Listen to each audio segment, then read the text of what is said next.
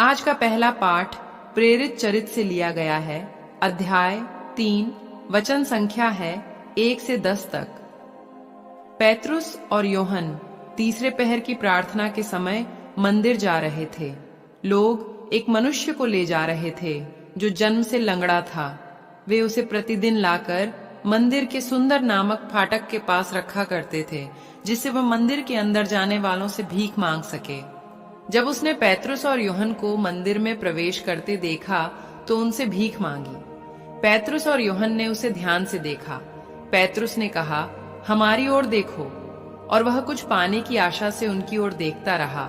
किंतु पेत्रुस ने कहा, मेरे पास न तो चांदी है और न सोना, बल्कि मेरे पास जो है वही तुम्हें देता हूँ। ईसा मसीह नाजरी के नाम पर चलो। और उनसे उसका दाहिना हाथ पकड़कर उसे उठाया। उसी क्षण लंगड़े के पैरों और टखनों में बल आ गया। वह उछलकर खड़ा हो गया और चलने फिरने लगा। वह चलते उछलते तथा ईश्वर की स्तुति करते हुए उनके साथ मंदिर आया। सारी जनता ने उसको चलते फिरते तथा ईश्वर की स्तुति करते हुए देखा। लोग उसे पहचानते थे, यह वही था जो मंदिर के सुंदर फाटक के पास बैठकर भीख मांगा करता था। और यह देखकर कि उसे क्या हुआ है, वे अचंभे में पड़कर चकित थे। यह प्रभु की वाणी है। आज का सुसमाचार लूकस के पत्र से लिया गया है। अध्याय 24, वचन संख्या है 13 से 35 तक। उसी दिन दो शिष्य इन सब घटनाओं पर बातें करते हुए एम्माउस नामक गांव जा रहे थे। वह यरूशलेम से कोई 4 कोस दूर है।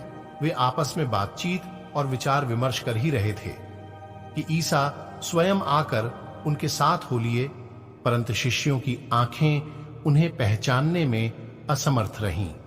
ईसा ने उनसे कहा, आप लोग राह चलते किस विषय पर बातचीत कर रहे हैं? वे रुक गए, उनके मुख मलिन थे।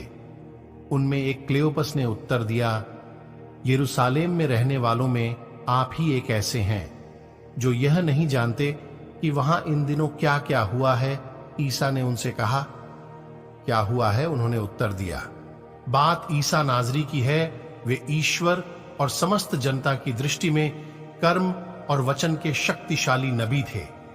हमारे महायाजकों और शासकों ने उन्हें प्राणदंड दिलाया और क्रूस पर चढ़वाया। हम तो आशा करते थे कि वही इज़राइल का उद्धार करने वाले थे। यह आज से 3 दिन पहले की बात है। यह सच है कि हम में से कुछ स्त्रियों ने हमें बड़े अचंभे में डाल दिया है। वे बड़े सवेरे कब्र के पास गई और उन्हें ईसा का शव नहीं मिला।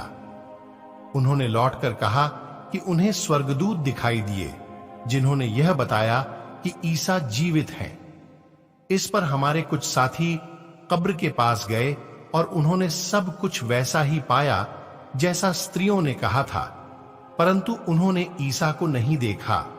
तब ईसा ने उनसे कहा, निर्बुद्धियों, नबियों ने जो कुछ कहा है तुम उस पर विश्वास करने में कितने मंदमती हो।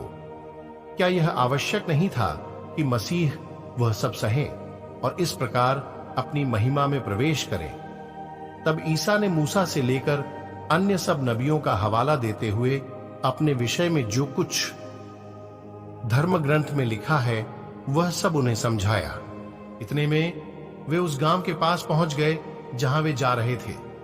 लग रहा था जैसे ईसा आगे बढ़ना चाहते हैं। शिष्यों ने यह कहकर उनसे आग्रह किया, हमारे साथ रह जाइए, सांझ हो रही है और अब दिन ढल चुका है। और वह उनके साथ रहने भीतर गए। ईसा ने उनके साथ भोजन पर बैठकर रोटी ली, आशीष की प्रार्थना पढ़ी और उसे तोड़कर उन्हें दे दिया। इस पर शिष्यों की आंखें खुल गईं और उन्होंने ईसा को पहचान लिया, किंतु ईसा उनकी दृष्टि से ओझल हो गए। तब शिष्यों ने एक दूसरे से कहा, हमारे हृदय कितने उद्दीप्त हो रहे थे जब वे रास्ते में हमसे बातें कर रहे थे और हमारे लिए धर्म ग्रंथ की व्याख्या कर रहे थे। वे उसी घड़ी उठकर यरूशलेम लौट गए।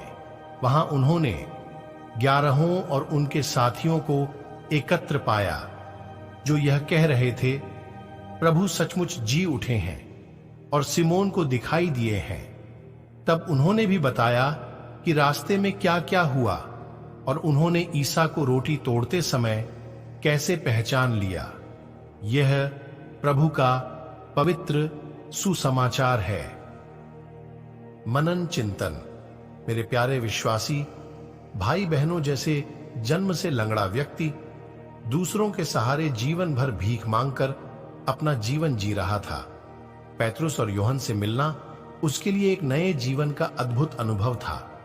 वह उनसे भी भीख में कुछ पाने की आशा लगाए हुए था, लेकिन वे उसे यीशु नाजरी के नाम में चलने का आदेश देते हैं।